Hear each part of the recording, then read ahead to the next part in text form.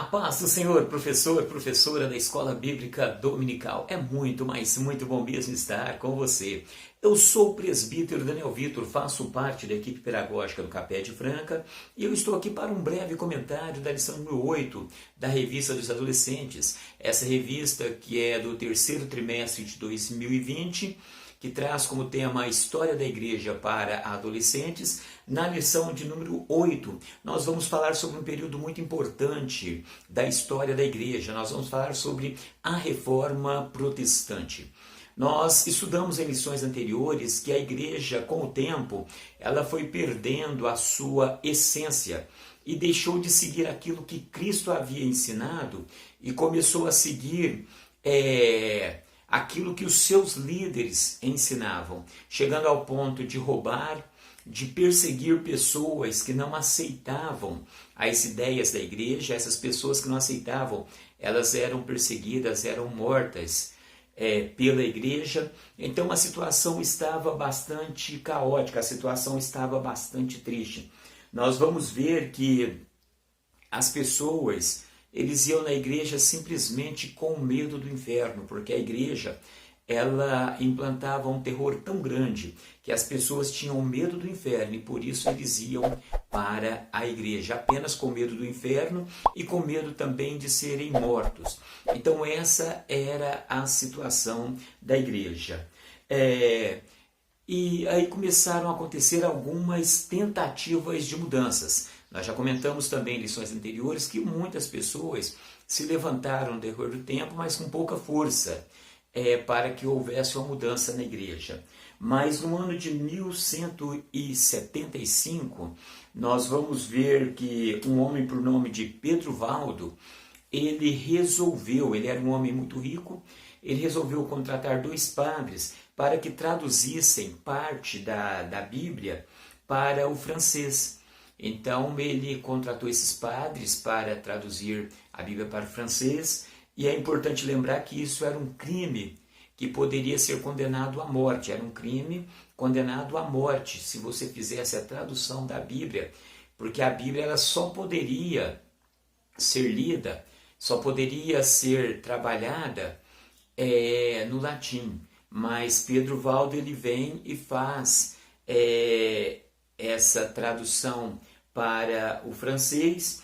Ele doa grande parte da sua riqueza para os pobres e começa a viajar e ensinando. Ele começa ensinando que a Bíblia ela deveria ser a verdadeira regra de fé de todos os cristãos. É importante lembrar que nesse período a palavra da igreja ela tinha uma autoridade maior do que o que estava na Bíblia Sagrada. E Pedro Valdo ele começa a ensinar que não poderia ser dessa maneira. Ele conquistou vários seguidores e todos os seguidores de Pedro Valdo eles foram conhecidos como os valdenses. Então, quando você ouvir falar em valdenses, são os seguidores de Pedro Valdo, quer dizer, são as pessoas que aceitaram aquela ideia de que a Bíblia era a verdadeira regra de fé para os cristãos. Nós vamos ver que vários dos seus seguidores foram perseguidos, foram mortos pela igreja. E o tempo foi passando quando na Inglaterra, em 1376, surge John Wycliffe. John Wycliffe, ele começou a pregar contra a situação da igreja. Ele começou a ensinar contra aquela situação, ele traduziu a Bíblia para o inglês e começou a ensinar que Cristo era a cabeça da igreja, que ele acusou a liderança da igreja de não cuidar dos pobres e de ser corrupta.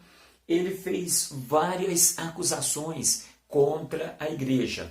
E por causa disso ele também chegou a ser perseguido, porém ele não foi morto porque ele tinha vários amigos poderosos, amigos que tinham bastante influência, que tinham bastante poder aquisitivo, e por causa disso John Wycliffe ele não foi assassinado, entendeu?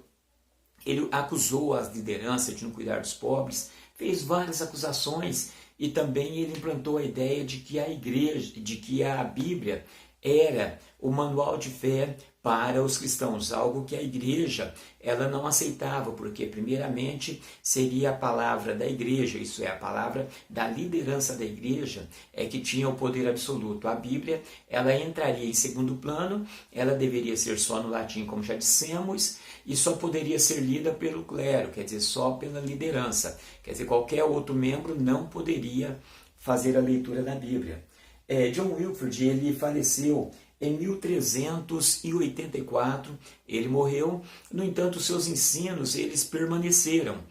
E 40 anos depois, nós vamos ver que o padre Martinho V, ele se tornou papa, e ele, tão revoltado com tudo aquilo que John Wilford ele havia ensinado, ele mandou exumar o corpo e mandou queimar os restos mortais e lançar no rio. Aquilo era uma revolta tão grande e uma forma também de intimidar as outras pessoas. Por quê? Porque ele queria dizer o seguinte: qualquer um que seguir a ideia de John Wilford vai ser morto também, vai ser queimado e vai ser lançado da fogueira. Então, era uma forma de intimidar, era uma revolta contra as ideias de John Wilford, e também uma forma de intimidar qualquer pessoa que tentasse fazer da mesma forma. Porém, o tempo passou e em 1402, na Boêmia, que é a atual República Tcheca, John Hus, ele começou a ler os escritos de John Wilford, ele começou a ouvir as ideias dele e ler os seus escritos, e começou a concordar com as ideias de John Wilford. Então, John Hus ele começou a ensinar as mesmas ideias, e por causa disso ele foi perseguido e foi queimado, ele foi queimado vivo. Então você perceba, quer dizer, será que nós temos a mesma fé de John Hus, de ser levado à fogueira e não negar a Cristo, de continuar anunciando o Evangelho de Cristo mesmo diante das perseguições? Foi isso que John Hus fez. Então é muito importante a gente olhar na vida desses homens e seguir também os exemplos deles, tanto como de John Wilford, como de John Hus. É importante que a gente siga os exemplos dessas pessoas que não se conformaram. É aquilo que Paulo falou, que nós não deveríamos conformar, mas deveríamos renovar a nossa mente. Então é importante observar a situação da igreja e seguir o exemplo desses homens. No entanto, o tempo foi passando e enfim chegou o período da mudança. Em 1513, Giovanni de Lourenço de Medici, ele se tornou papa e passou a ser conhecido como Leão X, entendeu? Leão X, e ele começou a ajudar as pessoas, principalmente os escravos. Ele era contra a questão dos escravos, ele fez muitas coisas interessantes, e ele era um amante das artes. Ele era um amante das artes, e por isso ele quis colocar Roma como a capital cultural da Europa. E para fazer isso ele começou a investir em artes. E o seu projeto maior foi construir a Basílica de São Pedro, que nós conhecemos até hoje. Um projeto gigantesco, um projeto fantástico.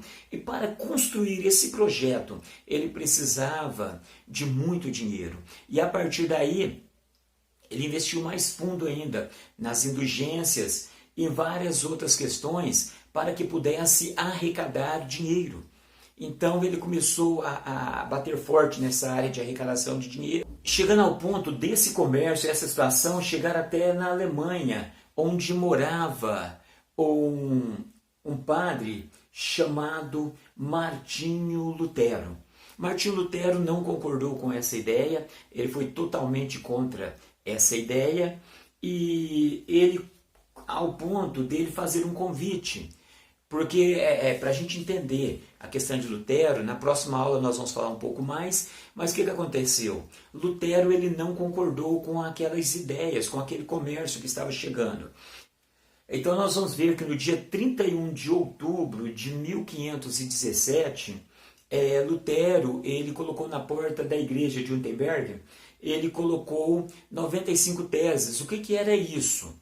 Era um convite para que os demais membros da igreja pudessem debater aquelas ideias para poder chegar a um denominador comum. Não é que Lutero ele queria criar uma outra religião, uma outra igreja. Não, ele convidou a liderança para um debate para que pudessem ser feitas algumas mudanças diante daquelas coisas que ele não concordava. Ele pontuou algumas situações que ele não concordava e ele queria debater essas situações para que houvesse a mudança na igreja.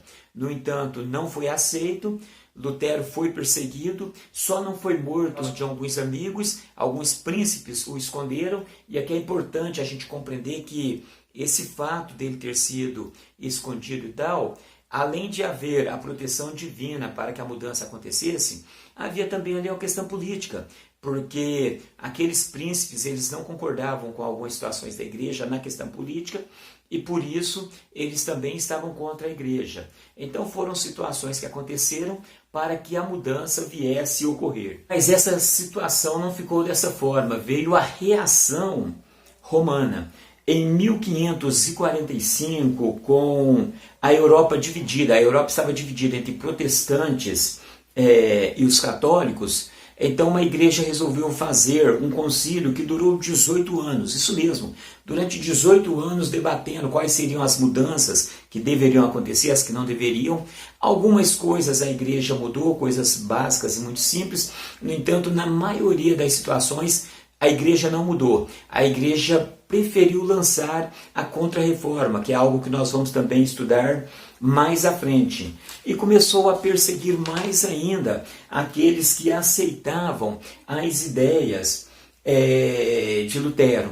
Todos os livros protestantes e tudo não eram aceitos pela igreja, e quando encontrados, eles eram queimados, e várias situações aconteceram no intuito de tentar abafar aquele movimento. No entanto, eles não conseguiram, tanto é que esse movimento chegou até nós. Então hoje, se você tem a sua Bíblia na sua mão, você deve glorificar a Deus por essa oportunidade. Se você tem a oportunidade de estar agora vendo esse vídeo, ouvindo a palavra de Deus na sua língua, podendo debater, podendo criticar, podendo analisar a palavra de Deus, tudo isso é resultado do que aconteceu ali naquela reforma. Então é muito importante a gente valorizar esse período da história da igreja. Então nós vemos que a Idade Média foi um período difícil, um período complicado, mas um período em que Deus cuidou da tua igreja. E Deus continua cuidando. A história ela continua através de nós. Nós somos aqueles que devem continuar essa história da igreja. Em muitos momentos devemos protestar, devemos avaliar a situação da igreja, onde é que a igreja permanece dentro da Bíblia, onde é que a igreja se afastou da Bíblia Sagrada, e a partir disso nós devemos também influenciar para o lado bom. Devemos aprender a palavra de Deus, e muito mais do que aprender, devemos praticar a palavra de Deus, porque nós estamos fazendo a história da igreja. No próximo encontro nós vamos falar sobre Lutero e Calvino, que são os dois grandes agentes da reforma protestante. Fiquem com Deus e até o nosso próximo encontro.